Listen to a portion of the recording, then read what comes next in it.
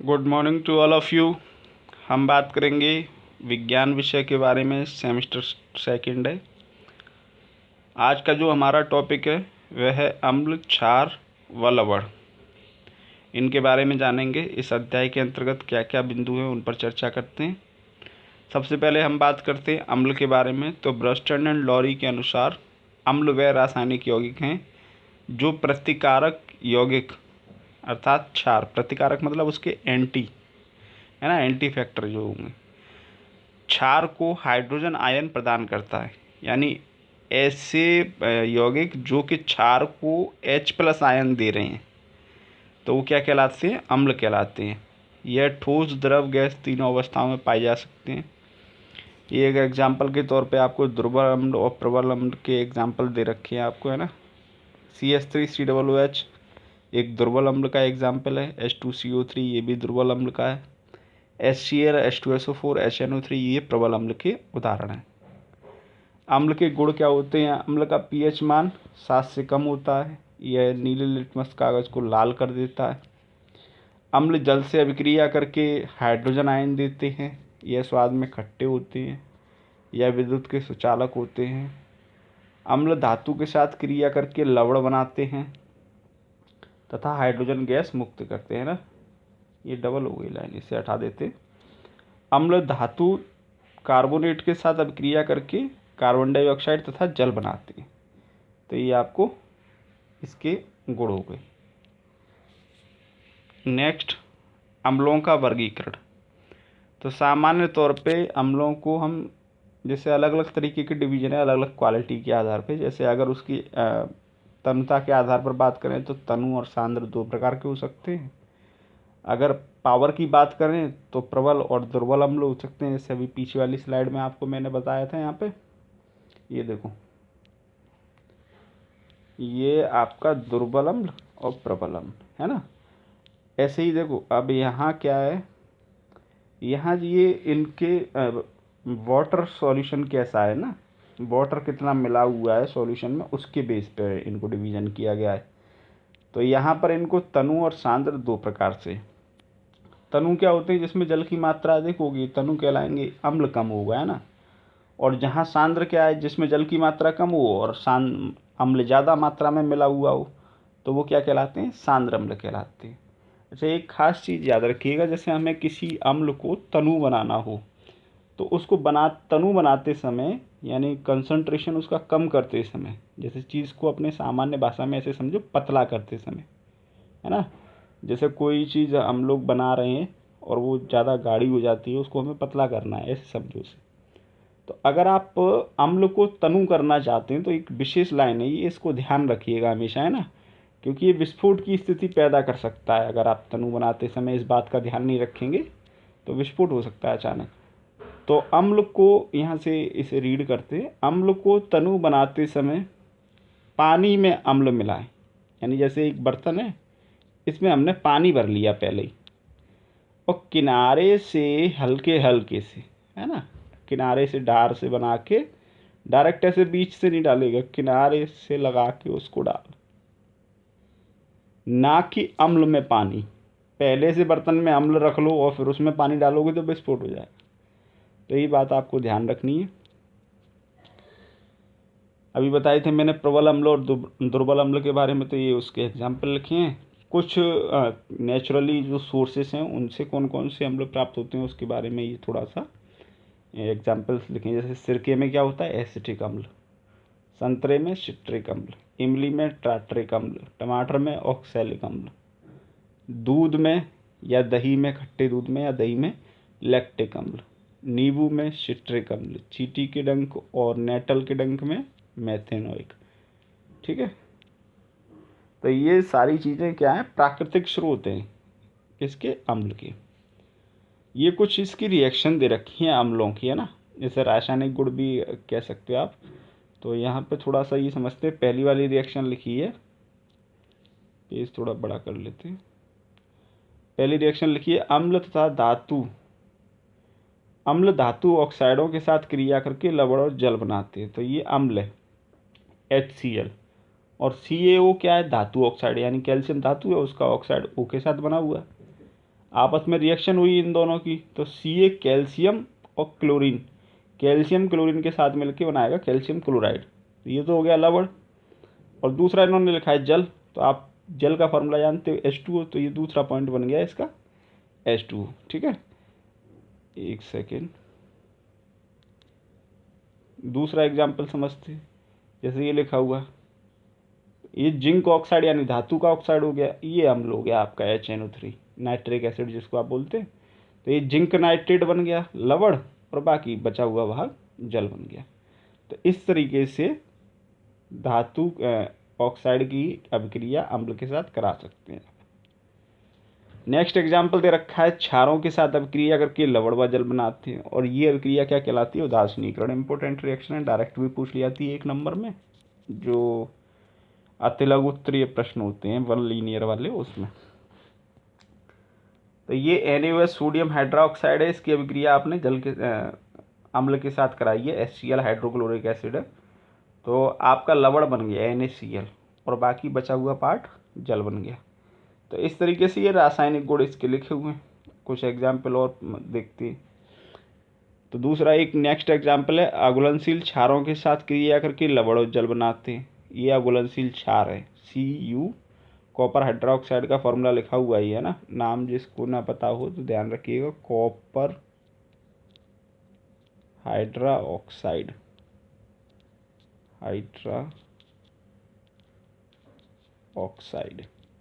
ठीक है।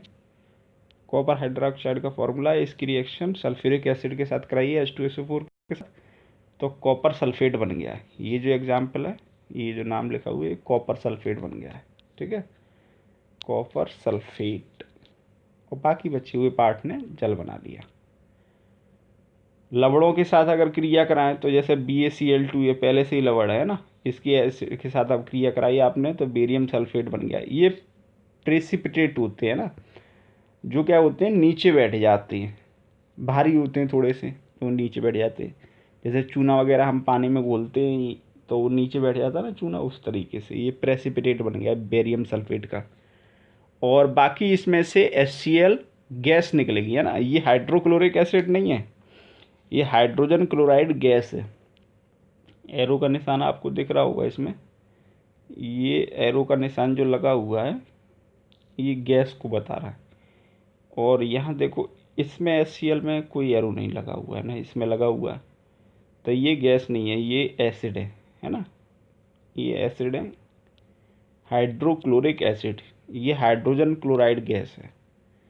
ठीक है, इस तरीके से आपको इन्हें समझना है। नेक्स्ट हम बात करते हैं क्षार के बारे में। तो ब्रस्टन एंड लॉरी के अनुसार क्षार एक ऐसा पदार्थ है जो अम्लीय पदार्थों को OH नेगेटिव आयन दान करते हैं। दुर्बल क्षार और दुर्बल प्रबल क्षार की अगर बात करें तो NH4OH ammonium hydroxide, NaOH sodium hydroxide, potassium hydroxide, calcium hydroxide, ये प्रबल क्षार है। और ये कैसा है? ये दुर्बल क्षार है। नेक्स्ट, क्षार के गुणों की बात करें तो यह स्वाद में कड़वे होते हैं, क्षार लाल लिटमस को नीला कर देते हैं, विद्युत के कुचालक होते हैं। कुचालक, एक सेकेंड, ये विद्युत के क्या होते हैं? कुचालक होते हैं। कुचालक, कुचाल नहीं, कुचालक होते हैं। ठीक है, वो प्रिंटिंग में गलत हो गया, टाइपिंग में।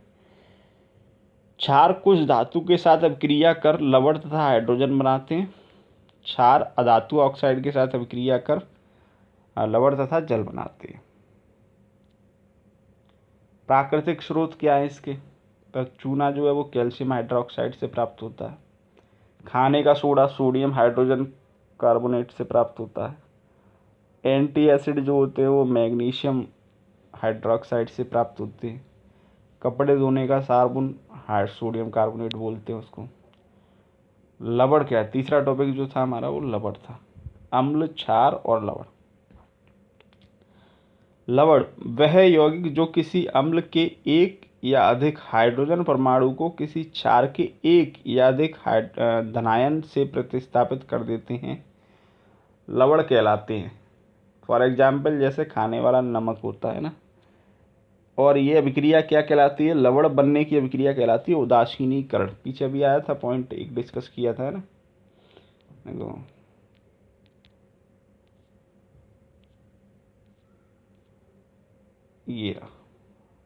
ये है उदासीनीकरण। क्या है? क्षारों के साथ क्रिया करके लवण और जल बनाते। कौन? अम्ल। तो अम्ल और क्षार की जो क्रिया होती है आपस में, ये क्या कहलाती है? उदासीनीकरण की अभिक्रिया कहलाती है।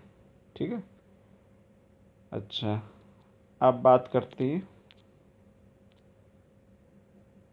ये एग्जाम्पल की। तो ये है अम्ल और ये है क्षार, इन दोनों का रिएक्शन हुआ तो एच, ये Na और Cl मिलके बन गया NaCl। इसको हम बोलते हैं नॉर्मल सॉल्ट, जो होता है अपने घरों में, वो है। बाकी क्या बचा? H और OH बचे, तो ये मिलके बन गए H2 यानी वाटर। ठीक है। ये रिएक्शन, पूरी रिएक्शन जो है ये कहलाएगी उदासीनीकरण की अभिक्रिया। क्यों कहलाएगी?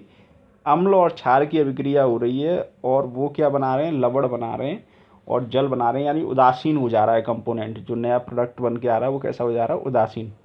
अब वो अम्ल और क्षार के गुणों से अलग हो गया, तो इस प्रकार ये चीज़ कहलाती है आपकी उदासीनीकरण की अभिक्रिया। एक महत्वपूर्ण टॉपिक और है इस वीडियो के अंतर्गत, सूचक। सूचक क्या है? इंडिकेटर्स बोलते हैं ना, जिससे अम्ल एवं क्षार की पहचान की जाती हो और उन्हें अलग किया जा सके, सूचक कहलाते हैं।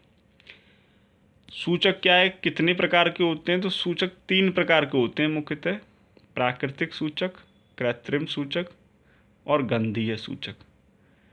प्राकृतिक सूचक क्या है? ये पौधों में पाए जाते हैं, जैसे लिटमस, लाल पत्ता गोभी, हाइड्रेंजिया पौधे के फूल, हल्दी इत्यादि।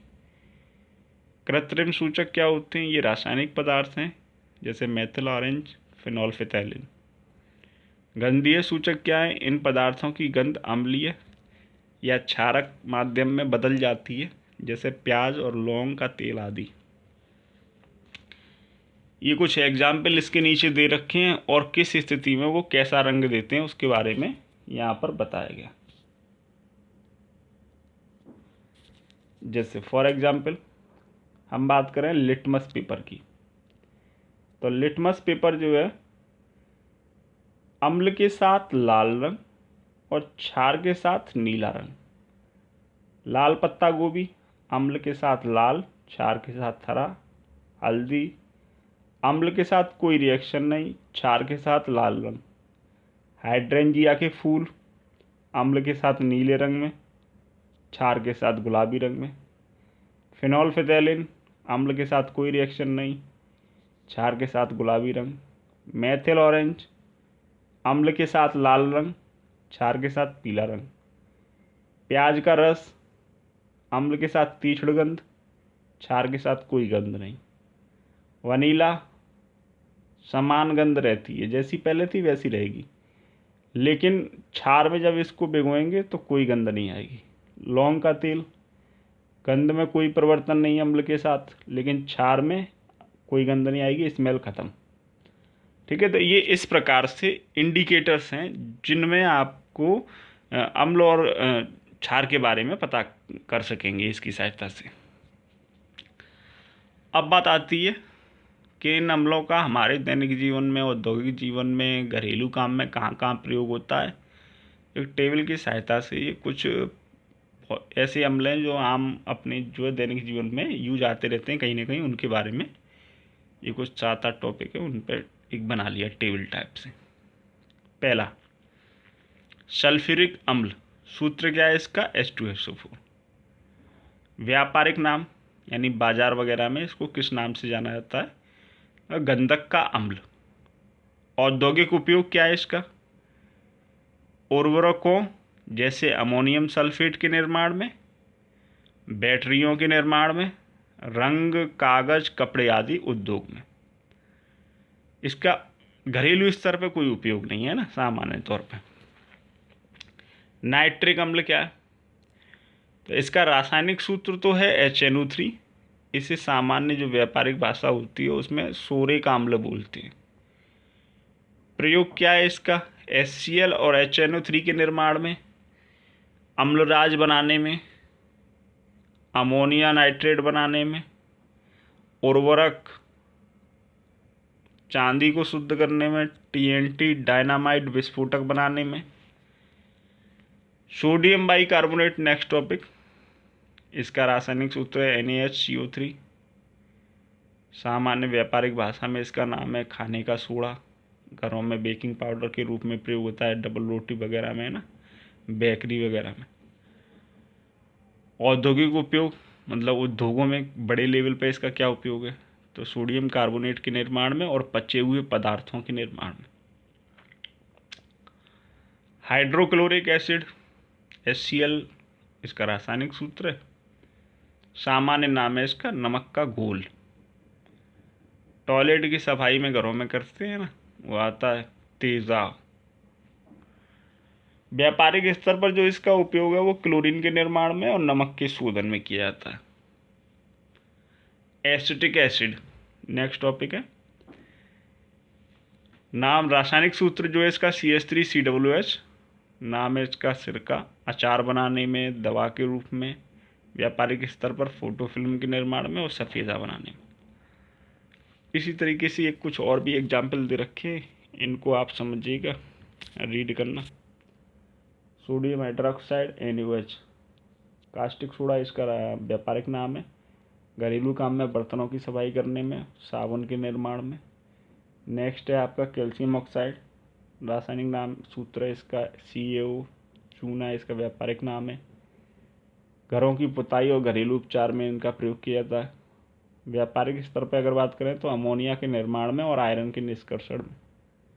सोडियम क्लोराइड यानी NaCl, कॉमन सॉल्ट यानी जो घरों में प्रयोग होता है भोजन के रूप में, ORS के घोल वगैरह में। क्लोरीन के निर्माण में व्यापारिक स्तर पर और साबुन के निर्माण में। सोडियम कार्बोनेट Na2CO3 इसका रासायनिक सूत्र है। धावन सॉल्ट इसका व्यापारिक नाम है। कपड़ों की धुलाई में प्रयोग करते हैं और कांच के निर्माण में व्यापारिक तौर पर। नेक्स्ट बात करते हैं pH स्केल के बारे में। किसी भी घोल में हाइड्रोजन आयन की सांद्रता मापने के लिए इसका प्रयोग किया जाता है। इसकी खोज सन 1909 में मैसोरेंसन के द्वारा की गई थी। ये एक स्केल है, पैमाना। इस पे कुछ नंबर लिखे हैं 0 से लेकर 14 तक के। 7 नंबर का जो वैल्यू है ये बताता है आपका उदासीन को। किसको? उदासीन। ठीक है। 7 से ऊपर की ओर जब आप चलेंगे तो ये बताएंगे क्षार को, और 7 से नीचे की ओर जब जाएंगे तो ये बताएंगे अम्ल को। ठीक है, इस तरीके से ये पैमाना होता है। अब बात करते हैं इसका एक्सरसाइज है ये, तो इनको आपको अम्ल, क्षार और लवण में बांटना है अलग अलग। ये 2 रिएक्शन दे रखी है जिसको आपको कंप्लीट करके देखना है, और आप गूगल वगैरह, किताब वगैरह की हेल्प से इनके pH मान लिखिएगा, है ना। ट्राई करिएगा, इनके pH मान क्या क्या होते हैं याद कर लेना उन्हें। ठीक है, आज की इस वीडियो में इतना ही। Thanks to all of you, be safe, stay at home.